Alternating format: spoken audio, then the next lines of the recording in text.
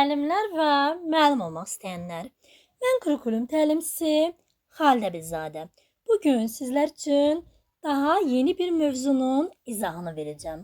Mövzumuzun izahına keçmədən öncə ödənişli dərslərimiz haqqında qısaca sizə məlumat verim. Deməli, ödənişli dərslərimiz həftədə 3 dəfə olmaqla Google Meet platforması üzərindən təşkil olunur. Qrupda maksimum 10 müəllim olur. Hər kəsə fərdi yanaşılır, yetərincə vaxt ayrılır. Mövzu izahları qabaqcadan sizə göndərilir, dərs vaxtı geniş sual-cavab olunur və qəbul tipli testlər, sınaqlar işlənilir. Ən əsası da ödəniş hər kəsin bütçəsinə uyğun olaraq təşkil olunur. Ödənişli dərslərimizə qoşulmaq üçün əlaqə nömrəsi ilə əlaqə saxlaya bilərsiniz. İndi isə keçək mövzumuza. Mövzumuz şagird davranışının idarə olması ilə bağlı nəzəriyyələrdən biri olan seçim nəzəriyyəsidir.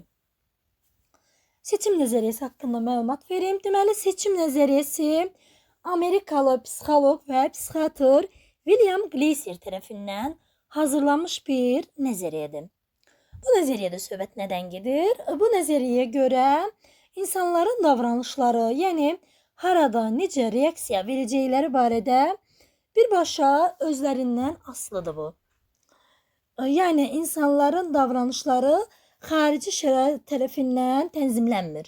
Yəni idarə olunmur, müəyyən olunmur. Biz əvvəlki nəzəriyyələrdə yadınızdadırsa Albert Bandura'nın sosial öyrənmə nəzəriyyəsində demişdik ki, xarici faktor, xarici şərait əsas rol oynayır. Amma burada tam əksinə. Burada deyirik ki, insanların davranışları harda necə reaksiya verəcəkləri birbaşa onların özlərindən asılıdır. Yəni xarici şərait tərəfindən idarə olmaq burada mümkünsüzdür. Yəni insan harda necə reaksiya verəcəksə bunu özü müəyyənləşdirir. Bu seçim nəzəriyyəsinin əsas ideyasıdır. Bu da təbii ki, insanın düşdüyü vəziyyətdən və həmin vəziyyətdə ona necə hiss etdirdiyindən və bu zaman hansı ehtiyaclarının yaranmasından asılıdır. Təbii ki, hər bir insanda öz seçimlərinin nəticələrinə görə məsuliyyət daşımış olur. Həmçinin də müəllimlər, yadınızda qalsın ki, təlim prosesində də müəllim şagirdləri necə reaksiya verəcəyini bilə bilməz. Amma təbii ki, onların davranışına səbəb olan halları müəyyənləşdirə bilər və qabaqcadan onu təyin eləyə bilər. Seçim nəzəriyyəsi 5 əsas ehtiyacdan ibarətdir. Onlara baxaq. Birinci, sağ qalma ehtiyacı. İkinci, sevgi və mənsubiyyət ehtiyacı. Üçüncü, güc ehtiyacı. Dördüncü, azadlıq ehtiyacı. Beşinci isə əyləncə ehtiyacı. İlk öncə, müəllimlər, mən sizə sağ qalma ehtiyacı haqqında məlumat verəcəm. Sağ qalma ehtiyacında əsas təməl ehtiyac hesab olunur. Yəni bu nəzəriyyədə ən təməl ehtiyac sağ qalma ehtiyacıdır. Bura qida, sığınacaq, geyim, psixi rahatlıq da daxildir. Yəni sağ qalma ehtiyacı nə deməkdir? Təlim prosesində şagirdlər üçün təhlükəsiz öyrənmə mühiti yaratmalıyıq. Yəni biz müəllimlərin üzərinə nə düşür? Təhlükəsiz öyrənmə mühiti yaratmalıyıq. Onları psixoloji, fiziki şiddətdən uzaq saxlamalıyıq. İndi deyəndə ki, şagirdlər üçün təhlükəsiz öyrənmə mühiti yaratmaq bu nə deməkdir? Yəni şagirdlər təlim prosesində özlərini mühakimə olunmadan, səhv etməkdən qorxmadan, risk etməkdən qorxmadan sərbəst hiss eləməlidirlər. Yəni öz fikirlərini ifadə etmək imkanı verməliyik biz şagirdlərə. Bu da nədir? Sağ qalma ehtiyacı. İkinci, sevgi və mənsubiyyət ehtiyacı adlanır. Nəzəriyyəyə görə isə ən mühüm ehtiyac sevgi ehtiyacıdır. Baxın, ən təməl ehtiyac dedik ki, sağ qalma ehtiyacıdır. Bunlara fikir verin. Ən təməl ehtiyacıydı. Amma ən mühüm ehtiyac isə sevgi ehtiyacıdır.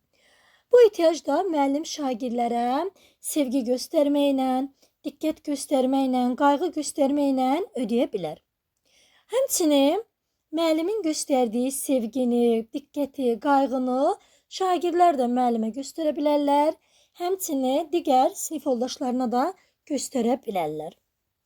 Üçüncü isə güc ehtiyacı adlanır.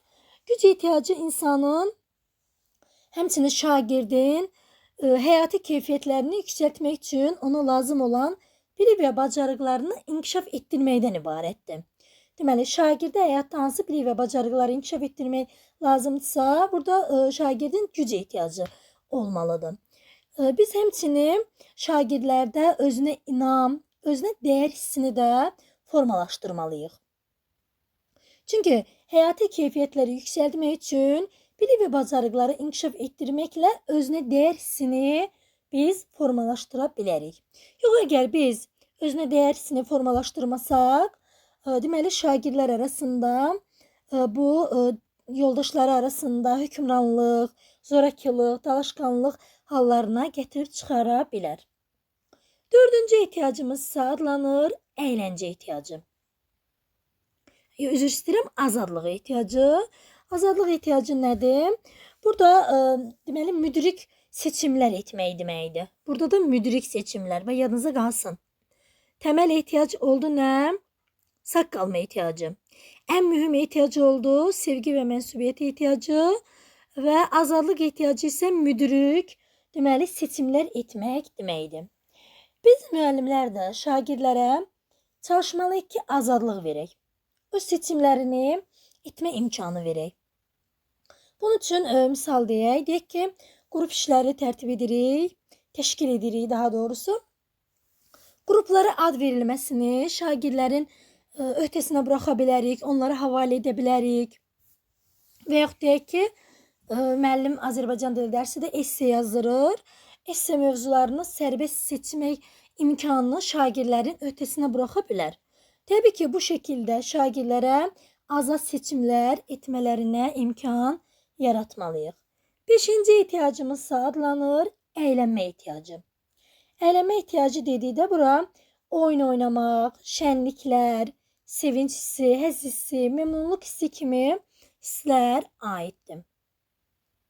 Şagirdlər də bu hissləri sinif yoldaşları ilə, dostları ilə birlikdə ödəmiş olurlar. Misal üçün deyək ki, şagirdlər tənəffüsdə bir-biri ilə vaxt keçirirlər və yaxud da deyək ki, dərs prosesində əylənərək öyrənməni həyata keçirməklə biz müəllimlər onların əylənmə ehtiyacını həyata keçirmiş oluruq.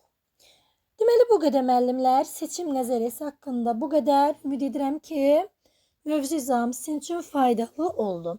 Faydalı olduysa, razı qaldınızsa, şərh bölməsində öz fikirlərinizi bildirməyi unutmayın. Sağ olun müəllimlər, özünüzə yaxşı baxın.